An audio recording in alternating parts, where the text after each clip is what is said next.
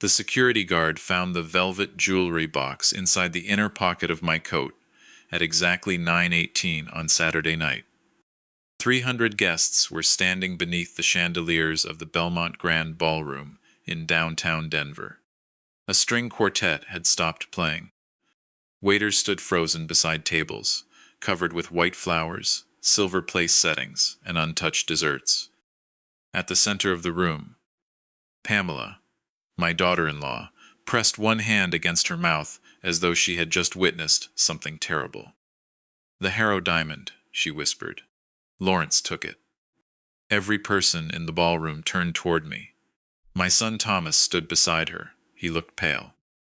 "Dad," he said quietly, "please don't make this worse." That sentence hurt more than the accusation. I looked at the black velvet box in the guard's hand. Then I looked at Thomas.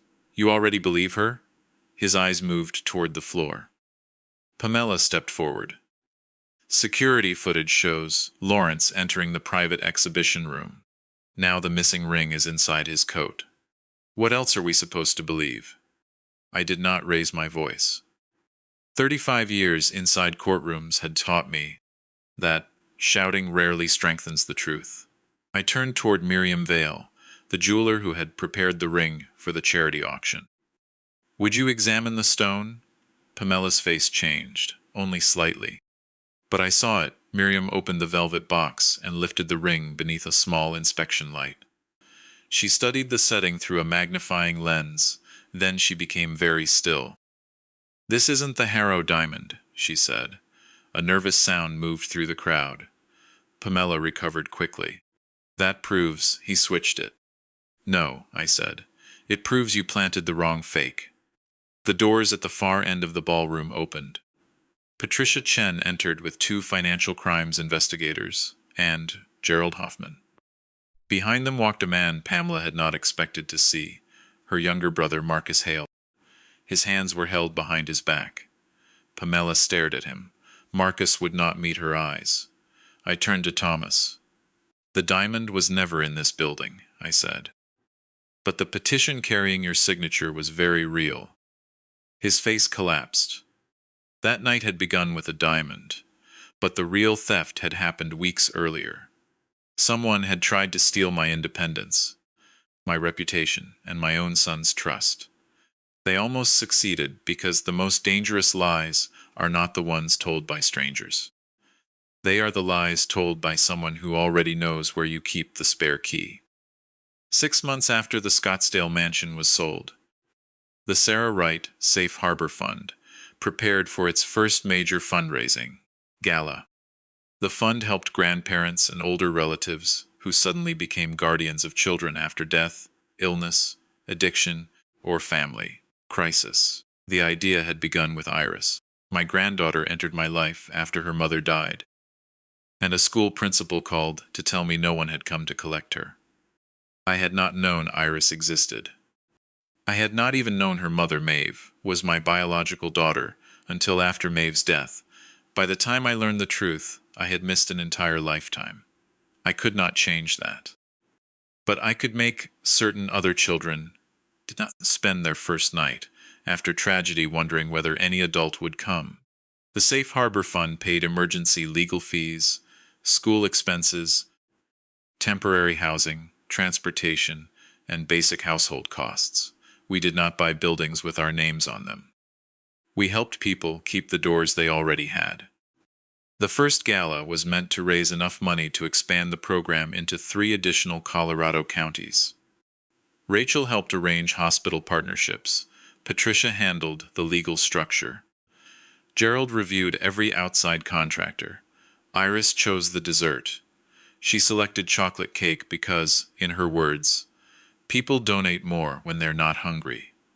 She may have been 7 years old, but she understood donors better than most consultants. Thomas offered to help with event logistics. My relationship with my son had been difficult for several years. He was not cruel by nature, but he disliked conflict, and people who dislike conflict often mistake surrender for peace. His wife, Pamela, understood that weakness. Pamela had always been polished, organized, and socially skilled. She remembered birthdays. She sent handwritten thank you cards. She knew which wine to order, where to seat difficult relatives, and how to make wealthy strangers feel that their presence mattered. She was also very good at giving instructions that sounded like favors. Thomas called me one evening in March. Pamela wants to help with the gala. I stood at my kitchen counter cutting apples for Iris's lunch. In what role? Event planning, donor coordination. She has experience. She also has a full-time job. She reduced her hours. Why? A pause followed. Her company is restructuring. That answer usually meant someone had been dismissed, but did not want to say it. What happened? Nothing serious. Then why are you avoiding the details? Thomas sighed. Dad, not every conversation is testimony. No, in testimony, people answer questions. I'm asking you to give her a chance, has she asked? She doesn't think you trust her. I trust people in specific areas. I don't hand out general certificates. She is my wife. I know, she wants to contribute. I looked through the doorway. Iris was sitting at the dining table, drawing a horse with wings. Pamela had been kind to Iris in public. In private, she kept a careful emotional distance. She never insulted her, as Vanessa had, but she treated Iris like a guest whose visit had lasted longer than expected. What access would she need? I asked. Guest lists, venue contracts, donor communication. No financial authority. Fine. No control over the trust accounts. Fine. No private donor records outside the gala database. Dad, those are the conditions. I'll tell her. She can begin after Patricia completes a standard background and conflict review. Do you investigate everyone who volunteers? Everyone who handles donor information.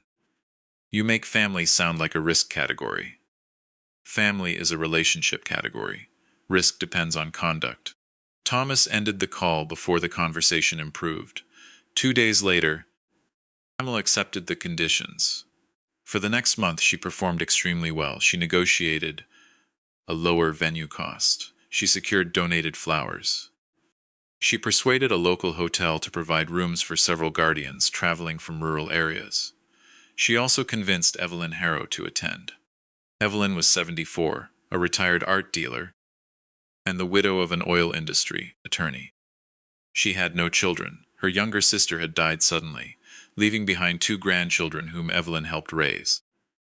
The mission of Safe Harbor mattered deeply to her. During a planning lunch, Evelyn placed a photograph on the table. It showed an old platinum ring set with a large pale blue diamond surrounded by smaller white stones. This belonged to my grandmother, she said.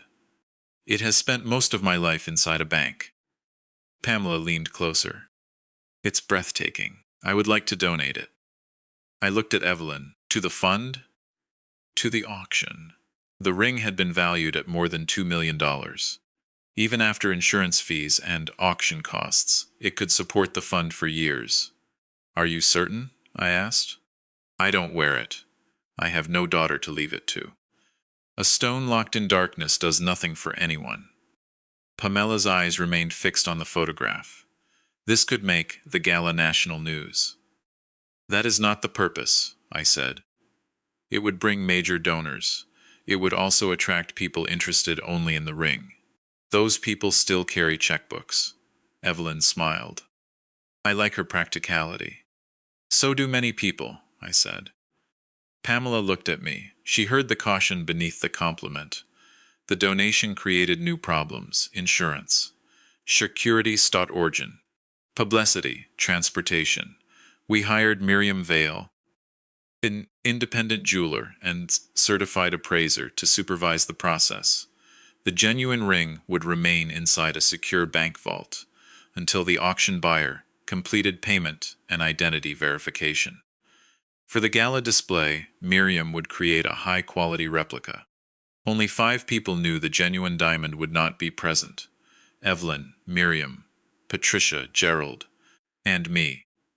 Pamela was told that the ring would arrive through a private security service on the morning of the gala. That statement was technically true. A ring would arrive, just not the real one. The secrecy was not personal, it was standard protection. At least, that was what I believed at the time. 3 weeks before the gala, Pamela asked me to drive her home after a planning meeting. Her car was at the repair shop, and Thomas had been delayed at work. During the drive, she spoke about seating arrangements, press requests, and a donor who insisted on sitting near Evelyn. She seemed tired, not ordinary tired. She had the tense stillness of someone carrying a problem that could not be set down. "You've done good work," I said. She looked surprised. "Was that a compliment?" "It was an observation." "I'll take it." "You should." For several minutes we drove in silence. Then she asked, "Do you ever worry that Thomas has sacrificed too much?" "For what?" "For everyone else. He works hard." "That isn't what I mean." "Then say what you mean." She looked through the passenger window. "Rachel has her career. Owen will inherit from both sides of the family. Iris now has you, the fund, and all the attention that comes with her story. Iris has a dead mother." "I know. Then attention is a poor replacement." Pamela's jaw tightened. "You always make me sound heartless." I repeated a fact. "You know Thomas feels pushed aside. He is 42 years old. He is still your son. He has a home, a profession, and a family. And no real role in the legacy you're building." I slowed at a traffic light. The fund is not a family inheritance. It carries Sarah's name because it reflects her values. Thomas was her son. Yes, yet you let lawyers and retired detectives control everything. Patricia and Gerald do not control it. "You know what I mean." "I do." She turned toward me. "What happens when you can't manage it anymore?" "The board follows the governing documents. And Thomas? He may apply for a board position like anyone else." "Apply?" "Yes. He should not have to apply to protect his own mother's legacy. The fund belongs to its mission. Not to Thomas, not to Rachel, not to Iris, not to me." Pamela laughed once without humor. "You really believe paperwork can make people stop wanting things?" "No, paperwork makes the wanting visible." The light changed. I continued driving. When we reached her house, she collected her handbag and event folder. "Thank you for the ride," she said. "You're welcome." She closed the door. I drove home. 20 minutes later, as I pulled into my garage, a phone began ringing somewhere inside the car. Pamela had left it between the passenger seat and the center console. The screen showed a message preview. "Marcus." He signed the petition. "Stop worrying. Once the ring disappears, the board has no choice." I did not touch the screen. I did not need to. A second message appeared. "Delete the Lawrence voice file after Saturday." Asterisk. My hand remained on the steering wheel. There are moments when the mind understands danger before emotion catches up. I read both messages again. Then the phone automatically connected to my car's audio system. A voice recording began playing.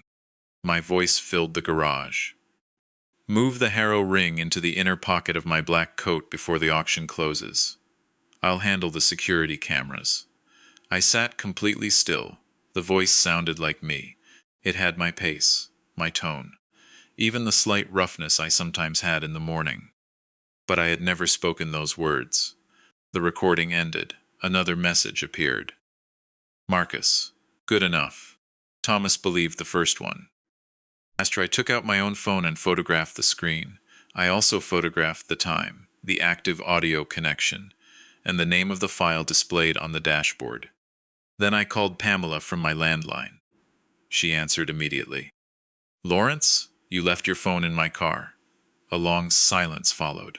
"Oh, I wondered where it was. I'll bring it tomorrow. I can come now. It's late."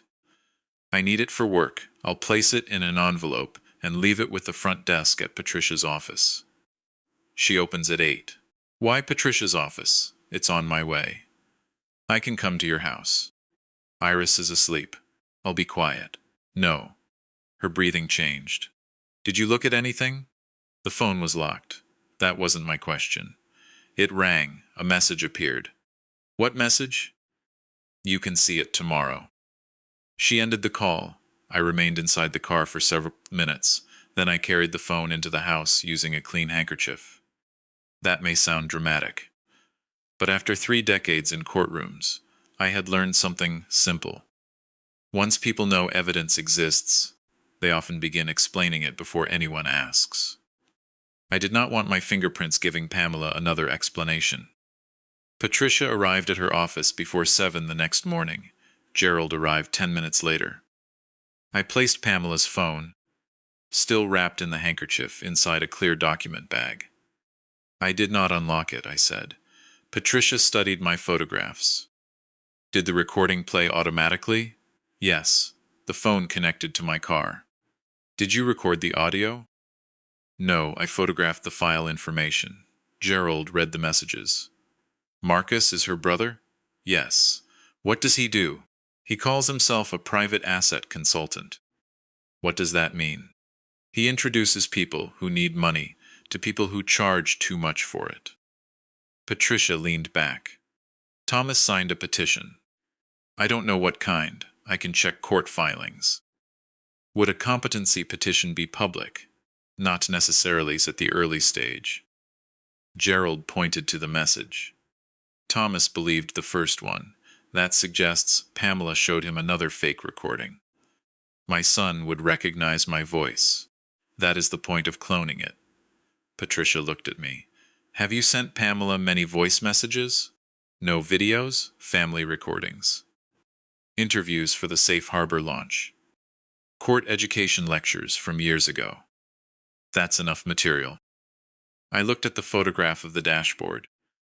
My own recorded voice seemed to remain inside the room. What would the ring have to do with a petition? Patricia answered carefully.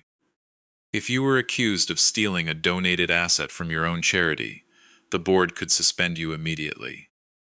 Pamela has no board vote. Thomas might. He isn't on the board. He may be trying to become your emergency legal representative. The thought felt absurd, then it felt possible. People often dismiss danger because the first version sounds too extreme. But complicated betrayals are built from ordinary steps.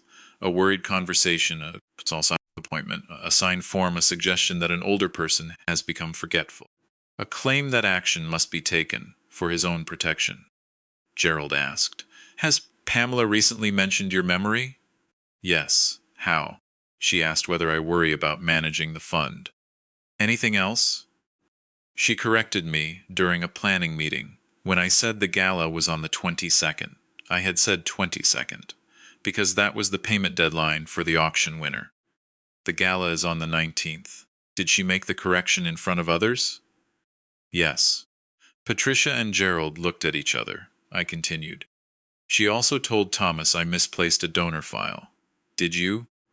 No. She moved it to a different cabinet. Can you prove that? The building camera may show her entering the records room. Gerald wrote something down. Any medical appointments you didn't arrange? I remembered an envelope that had arrived the previous week, a consultation with a neurologist.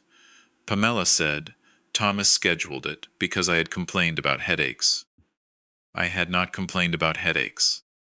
I received a medical appointment notice. Patricia's expression became hard. Bring it to me. We delivered Pamela's phone to her at 9.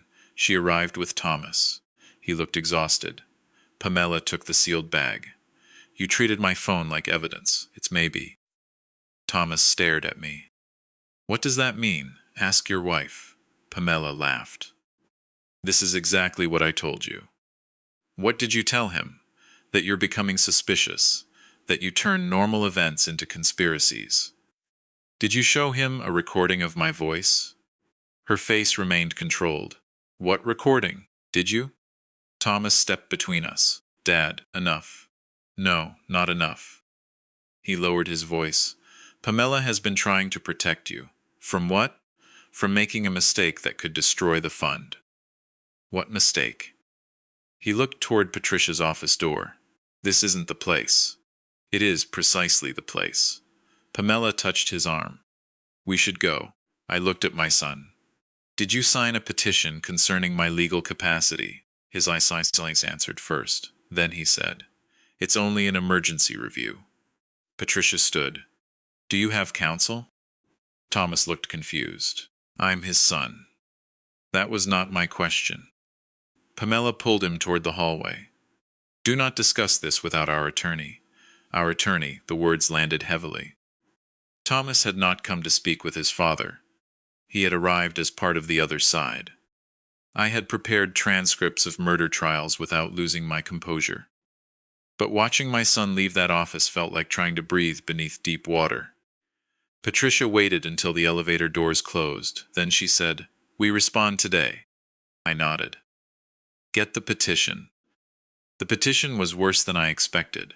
Thomas had requested temporary authority over my financial and charitable decisions. He claimed I had become confused, suspicious, impulsive, and unable to separate family emotion from legal responsibility. The filing included 6 examples. I had supposedly forgotten a safe harbor board meeting. The meeting had been rescheduled without my knowledge. I had accused a volunteer of moving donor records. Pamela had moved them. I had attempted to give Sarah's sapphire pendant to a child without confirming ownership. The pendant legally belonged to my estate. I had spoken about hearing my own voice from devices. That referred to the recording in my car. I had refused a neurological evaluation. The appointment had been made without my consent. And I had become obsessed with the security surrounding the Harrow Diamond, a $2 million donated ring. Apparently, caution was now evidence of illness. Attached to the petition was an audio recording. My voice said, I don't care what the board wants. The Harrow ring belongs to Sarah's fund, and I can move it wherever I choose. If anyone challenges me, I'll remove them. I listened 3 times. The voice was almost perfect, but the sentence was not. I never called it Sarah's fund. The official name mattered to me. The recording also contained a faint click every 11 seconds. Exactly the same click, found in a natural room, does not usually repeat with perfect timing. Gerald sent the file to an audio specialist. The first report arrived that evening. The recording had likely been assembled from multiple samples. Several breath sounds were identical. The background noise looped. The word Harrow came from a public interview I had given beside a fountain. A faint splash remained beneath the first syllable. My son had signed a legal petition based partly on a manufactured voice. But that did not excuse him. Thomas had not asked me whether the recording was real. He had not called Patricia. He had not spoken with Rachel. He had simply believed the version of me that made his own choices easier. I called him. Pamela answered. He can't speak right now. Give him the phone. He needs space. He filed a petition to take control of my life. To protect you. Give him the phone. He doesn't want another confrontation. Then tell him this. The recording is false, and we can prove it. Silence. Then Pamela said, You really do think everyone is against you? No, only the people who made the recording. She ended the call. Rachel came to the house that night. She read the petition at the kitchen table. Her face turned red. I'm going to his house. No, he signed this. I know. He says you're unstable because you gave Iris the pendant. He repeated what someone gave him. He's an adult. I know. I'm calling him. No. Why are you protecting him? I'm protecting the investigation. She pushed the document away. This is not one of your cases. It became one when someone submitted false evidence. It is also your son. That is why I need facts before anger. Rachel looked toward the hallway. Iris had gone upstairs. Does she know? No, she'll hear something. Then we tell her only what she needs. What does she need? That adults are arguing about the fund. That she is safe. That none of it is her fault. Rachel looked at me for a long moment. Are you all right? No. It was the most honest answer I had given all day. She reached across the table and held my hand. For several minutes, neither of us spoke. The audio report gave us evidence. It did not reveal the full plan. Pamela and Marcus still believed I knew only about the messages that appeared on the locked phone. They did not know the fake audio had played through my car. They also did not know Patricia had obtained the competency petition. We decided not to confront them immediately. Patricia filed a formal response supported by medical records, witness statements, board minutes, and the preliminary audio analysis. A judge scheduled a hearing after the gala. Until then, no one received temporary control over my affairs. Pamela did not know that yet. The filing remained sealed for 48 hours while service was arranged. Gerald examined Marcus. He had substantial gambling debt. 2 years earlier, he had lost his investment license after moving client money without authorization. He also had connections with jewelry dealers in Nevada and California. 1 week before Pamela's phone appeared in my car, Marcus contacted a known broker specializing in high-value stones without complete ownership records. That was polite language for stolen jewelry. The Harrow Diamond was the obvious target. Their plan became clearer. First, convince Thomas that I was declining. Second, create recordings that made me sound reckless.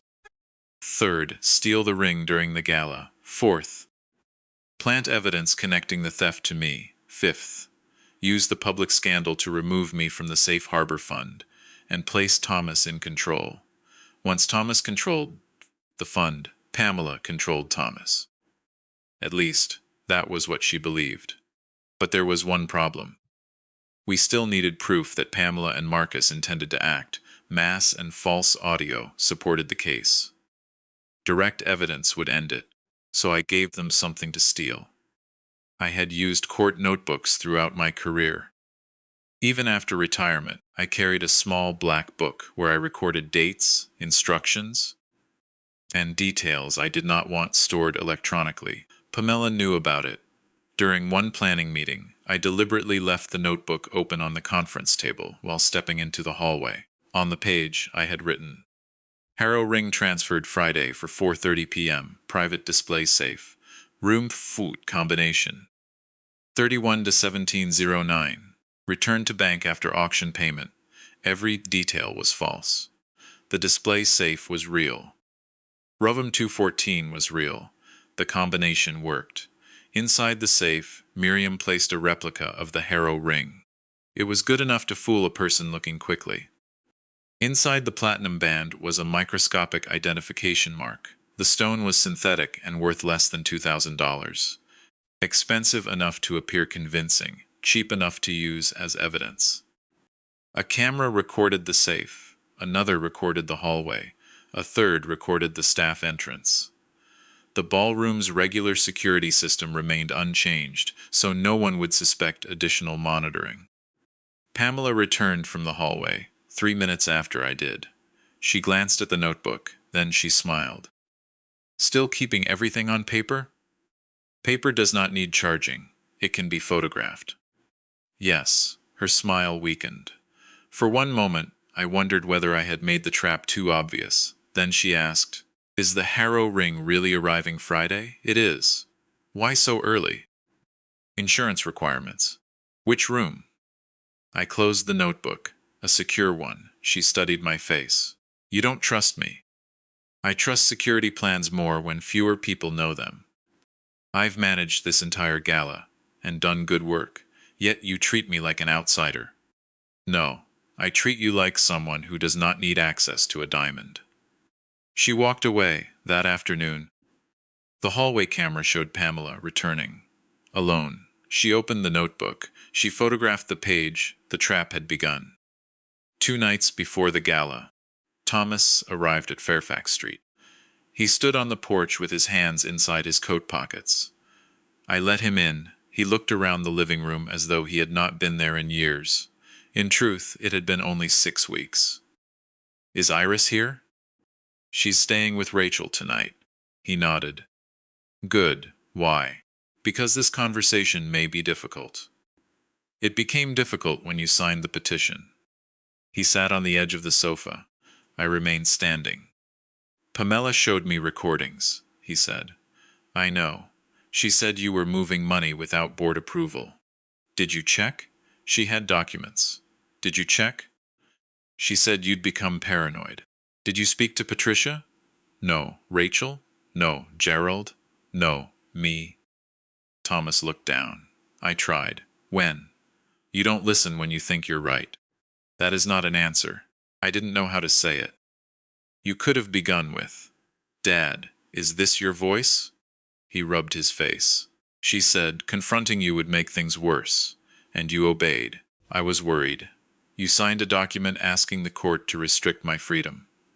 Only temporarily. Prison is temporary. That's not fair. No, it is not. He stood. You always know how to make a person feel small. I asked what you did. You turn everything into evidence. Because evidence protects people from convenient stories. What convenient story? That you betrayed me because you were worried. His face tightened. What do you want me to say? The truth. I was worried. What else? He looked toward Sarah's photograph on the fireplace shelf. Pamela said the fund would eventually replace our family. It cannot replace a family. She said Iris would inherit everything. The Safe Harbor Fund cannot be inherited. I didn't understand the structure. You could have asked. She said you would never give me a real role. That part is true. He stared at me. At least you admit it. You have no experience managing a charitable organization. I'm your son. That is not experience. You gave strangers authority. I gave qualified people defined responsibilities. And what did you give me? A father. He laughed bitterly. That isn't what I mean. I know. That is the problem. Thomas walked toward the window. For years I had believed he resented my rules. Now I understood. He resented the fact that love did not automatically grant control. Did Pamela promise you a board position? I asked. She said once the court appointed me temporary manager, I could stabilize everything. Did she use that word? Yes. What would stabilization require? Replacing Patricia. Reviewing the donor restrictions. Combining some administrative accounts. Accessing protected funds, she said. The restrictions were too rigid. They are rigid, because the money belongs to vulnerable families. She said, you'd say that. Did she tell you about Marcus? He turned. What about him? Did she tell you? He planned to steal the Harrow Diamond? Thomas stared at me. Then he shook his head. No. Did she tell you the recordings were fabricated? They weren't. We have an audio report. His face changed. You're lying. Why would I lie about evidence that will be filed in court? He took out his phone. I'm calling her. I stepped forward. No, she needs to explain. Not tonight.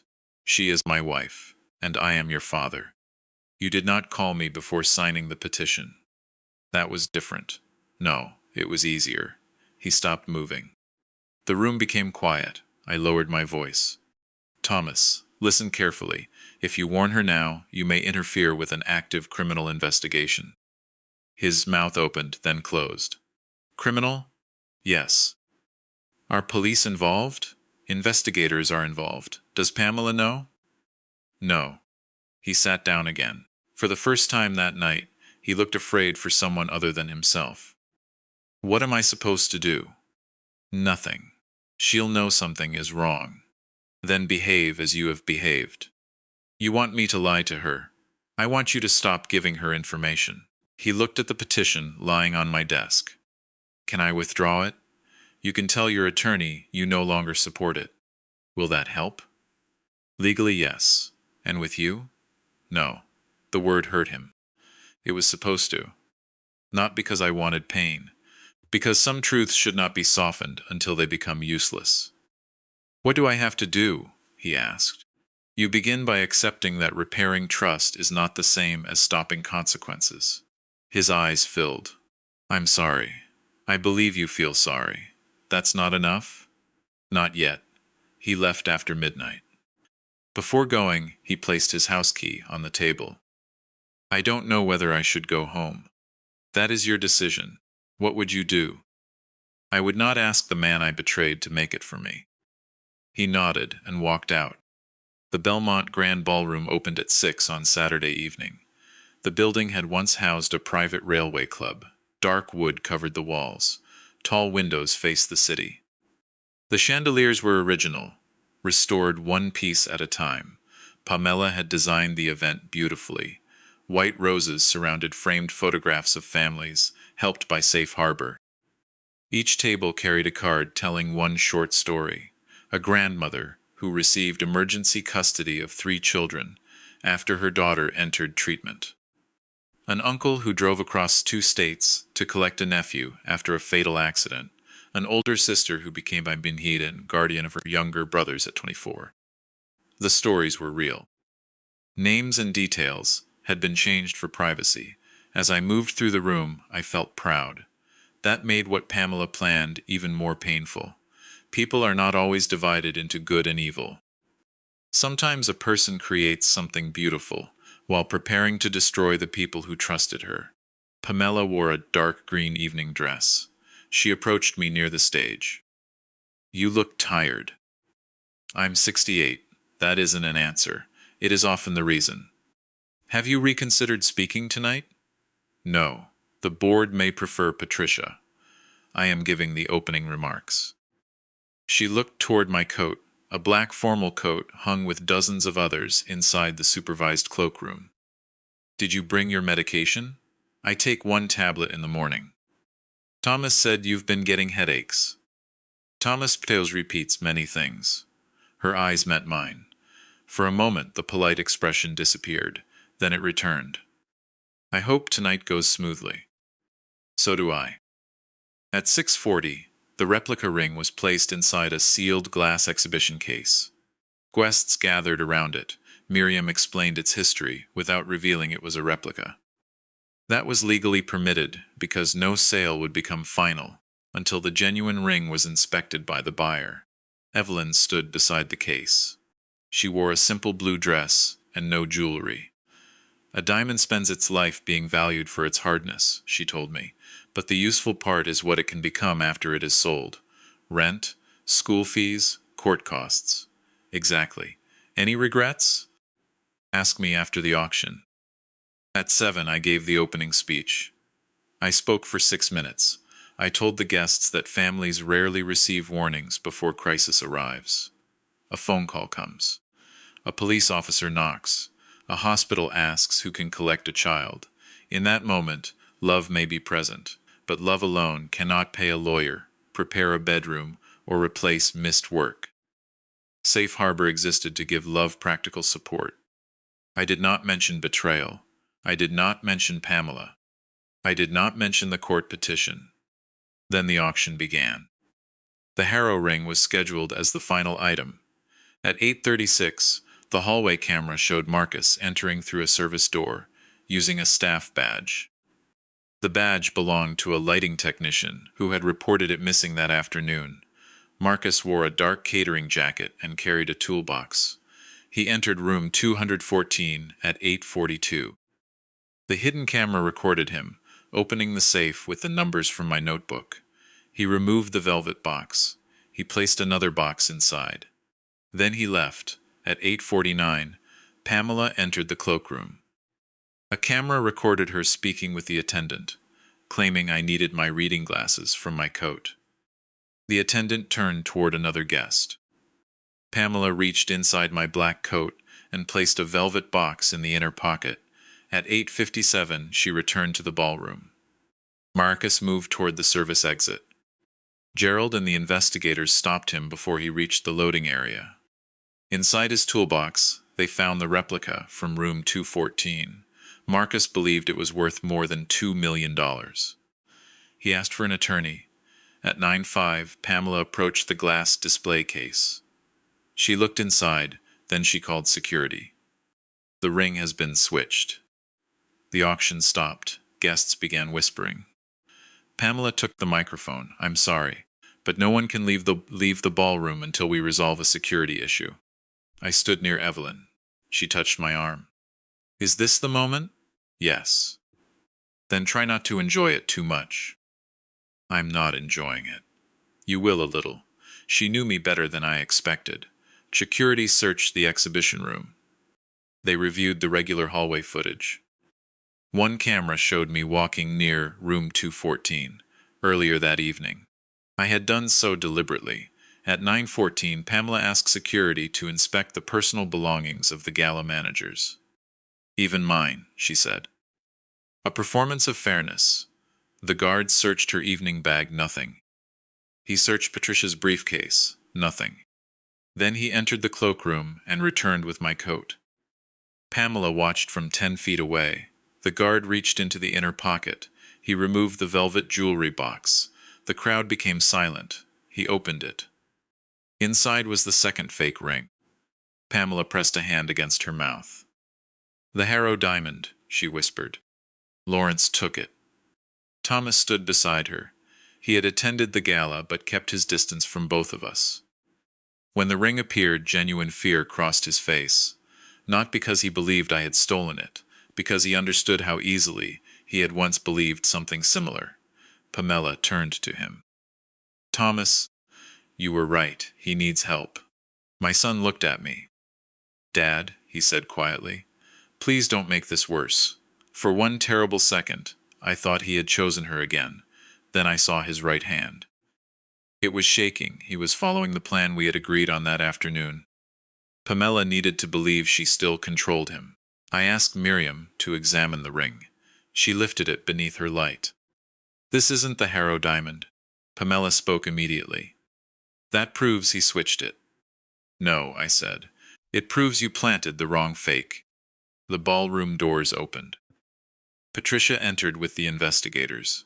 Gerald followed. Marcus walked between two officers. Pamela stared at her brother. He refused to meet her eyes. I continued. "The genuine Harrow Diamond has remained inside a bank vault for the entire week." Guests began speaking all at once. Pamela looked toward Evelyn. Evelyn nodded. I approved the security arrangement. "That's impossible," Pamela said. "Why?" I asked. "Because your brother found a ring in the safe." Thomas closed his eyes. Pamela turned on him. "You told him?" "No, you warned him." "I didn't know until 2 days ago." Her face changed. "You knew?" "About the recordings, about Marcus." "You went behind my back?" Thomas looked at her with an expression I had never seen before. "No, Pamela." I finally looked in front of me. She stepped away from him. "This is Lawrence's revenge. He planned all of it." "I planned to protect a donated asset," I said. "You planned the rest. You planted that ring in your own coat. The cloakroom camera recorded you doing it." Her body became still. "There is no camera in that room. There was tonight." Marcus looked at her. "You said there wouldn't be." The words escaped him before his attorney arrived. Pamela turned toward him. "Be quiet. You said Lawrence was confused." "Stop talking. You said the real ring would be in the safe." "Marcus, you gave me the combination." Guests watched them begin to destroy each other. It was not dramatic in the way movies show betrayal. No one threw a glass. No one struck anyone. It was quieter and more complete. Each sentence removed another part of the story they had built. Patricia handed the lead investigator a copy of the forged audio report. The competency petition also contains manipulated recordings. Pamela looked at Thomas. "You signed it." "Yes," he said. "You believed me." "Yes, then tell them Lawrence is unstable." Thomas's face filled with shame. "My father is not unstable. You said he was. I was wrong. You can't change that now." "No," Thomas said. "I can't." He looked at me. The apology was not in his words. It was in the fact that he finally refused to hide behind her. Pamela was escorted from the ballroom for questioning. Before she reached the doors, she turned toward me. "You ruined my life," I answered quietly. "No, I made certain you could not use mine to repair it." The investigation lasted 7 months. Pamela and Marcus had begun planning the theft. Before Evelyn formally donated the ring, Pamela saw the photograph during an early meeting and sent it to Marcus. He contacted buyers.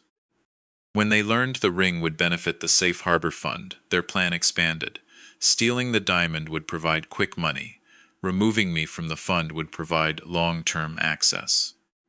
Pamela created the fake recordings, using publicly available interviews, family videos, saved voice messages, and recordings made during planning meetings.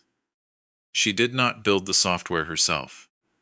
Marcus paid a freelance technician who believed he was creating audio for a private film project. Pamela then used the recordings to frighten Thomas. She told him I had become irrational. She showed him selected financial documents without their supporting pages. She moved files and later claimed I had misplaced them. She canceled a meeting and said I had forgotten it. She scheduled a neurological appointment and described my refusal as evidence of confusion. It was not one large lie. It was a room built from many small ones. Thomas had opened the door himself. The court dismissed the competency petition. The judge referred the false evidence for investigation. Pamela eventually pleaded guilty to attempted theft, evidence tampering, fraud, and filing false information in a protective proceeding.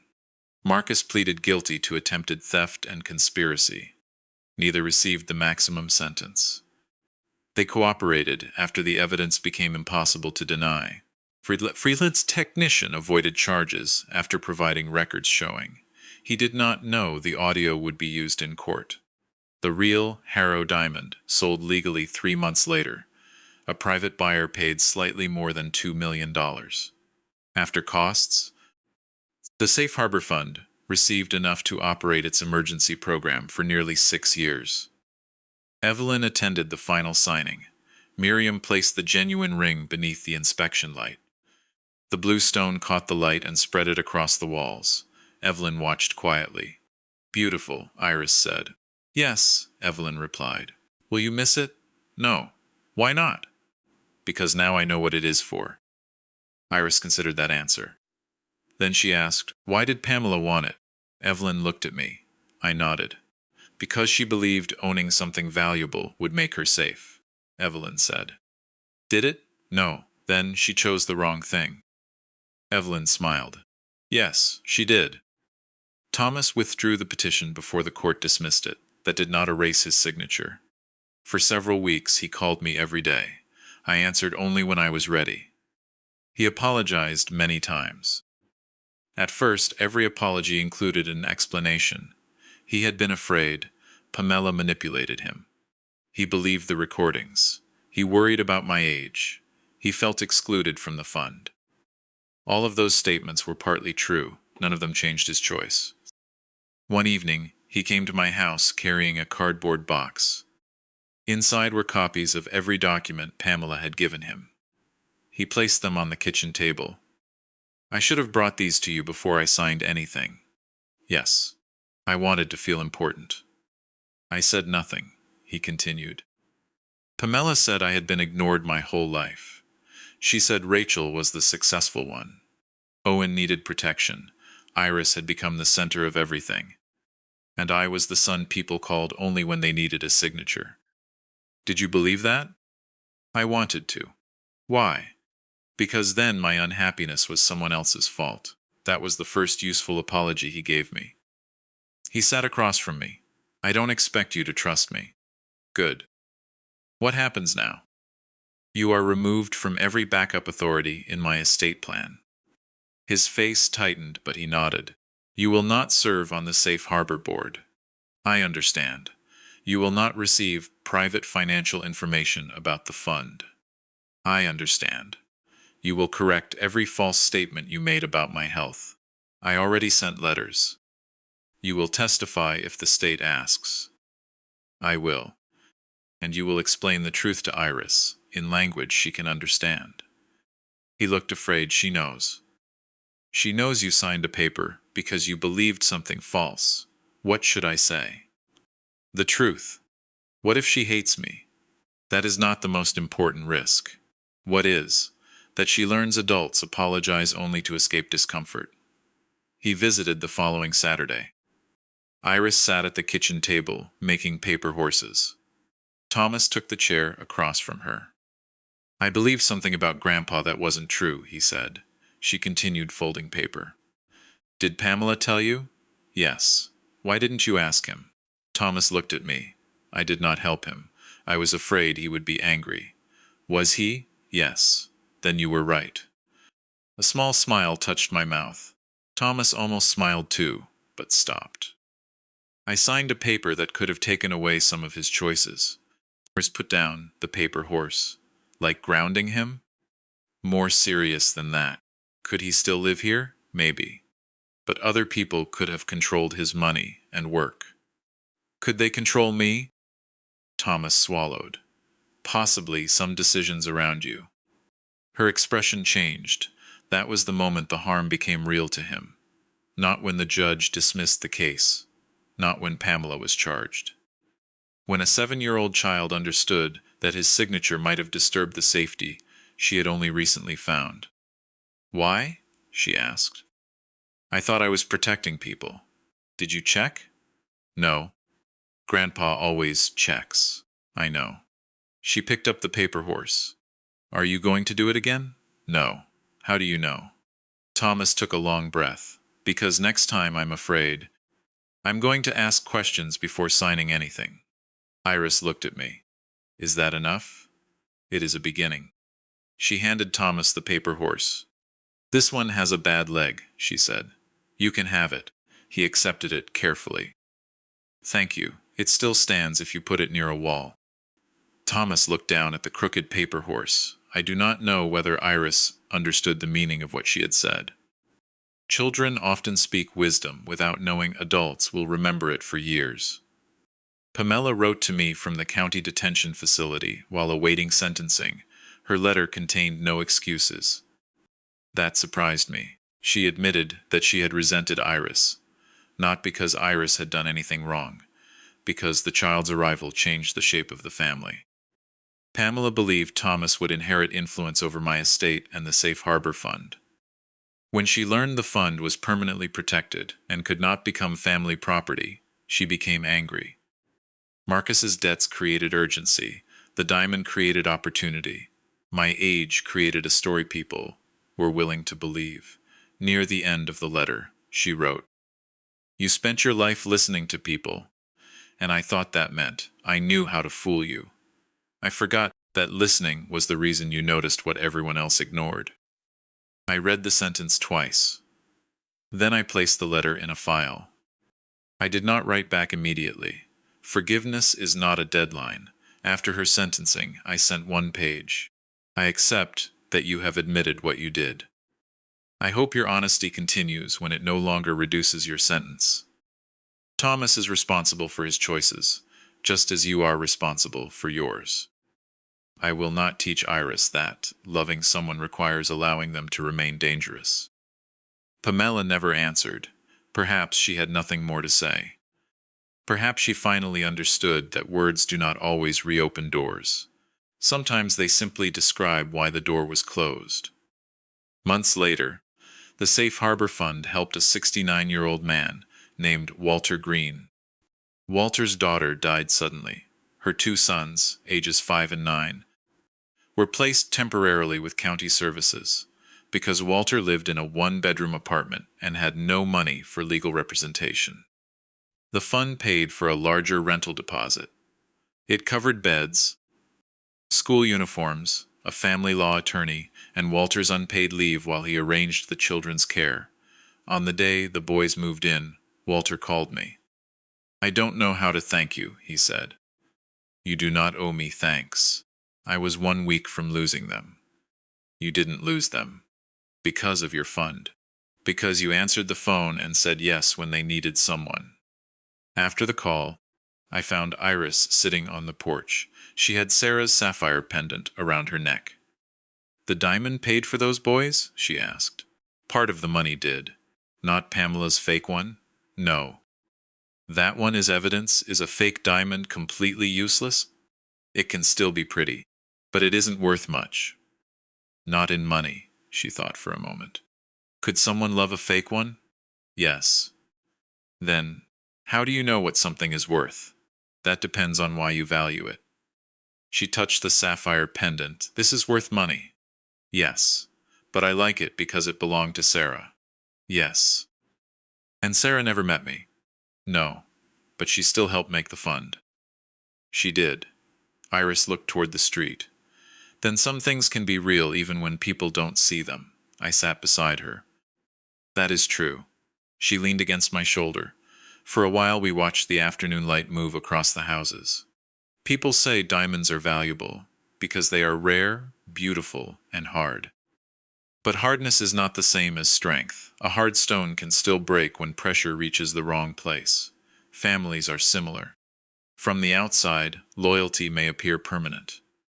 A son attends every holiday, a daughter-in-law sends cards, people smile in photographs. Names appear together on invitations, then pressure arrives. Money, fear, jealousy, the possibility of control. That pressure does not always create betrayal. Sometimes it only reveals where the fracture already existed. Pamela believed the real prize was the Harrow Diamond. Marcus believed it was the money he could receive after selling it. Thomas believed it was a role in the family legacy. They were all wrong. The true prize was trust. It had taken decades to build. Pamela tried to copy it the same way she copied my voice. The result sounded convincing until someone listened closely. My son's signature remained the hardest part. A forged voice could be explained. A planted ring could be recovered. A false petition could be dismissed. But Thomas had signed his own name. No one had copied it. No machine had produced it. That choice belonged to him. For a long time, I wanted to punish him by ending the relationship completely. Part of me believed that would prove strength. But revenge that leaves only emptiness is rarely justice. I chose something more difficult. I allowed him to remain near the family without restoring the authority he had misused. He attended birthdays. He helped Iris with school projects. He drove Walter Green's donated furniture across town. He volunteered at safe harbor events, but never handled money. He learned that being useful was not the same as being in control. Trust returned slowly, not in speeches, in small, ordinary actions repeated over time. Showing up when promised, telling the truth when it was embarrassing, asking before assuming. Accepting no without turning it into an insult. The crooked paper horse Iris gave him remained on his office shelf. He kept it leaning against a book so the weak leg would not collapse. One evening, nearly a year after the gala, Thomas and I stayed late after a safe harbor meeting. We carried empty boxes toward the storage room.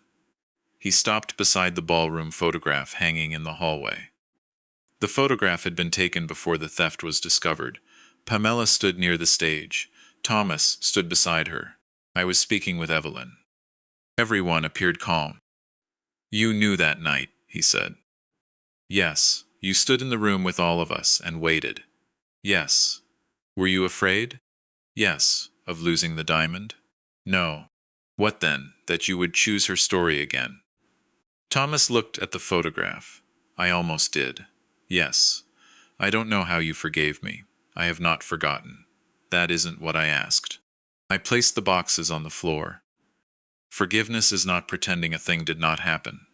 It is deciding the harm will not be allowed to make every future decision. Do you trust me now? In some things. He nodded. It was not the answer he wanted, but he had learned not to demand a better one. We carried the boxes into storage. At the door, he paused. Dad? Yes? I'm glad the diamond was fake. So am I. But I wish the petition had been. I looked at him. So do I. Then we turned off the lights and went home. I spent 35 years recording what people said under oath.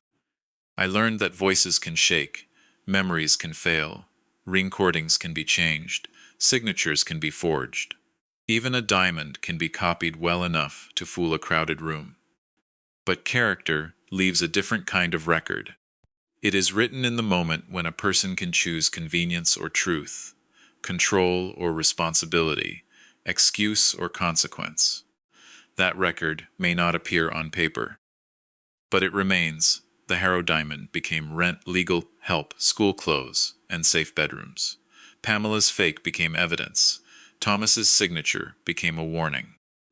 And my revenge was not taking away everything they loved. It was refusing to let them turn love into permission, because family should offer mercy. It should offer another chance when change is real. But family must also protect the innocent person, standing closest to the danger.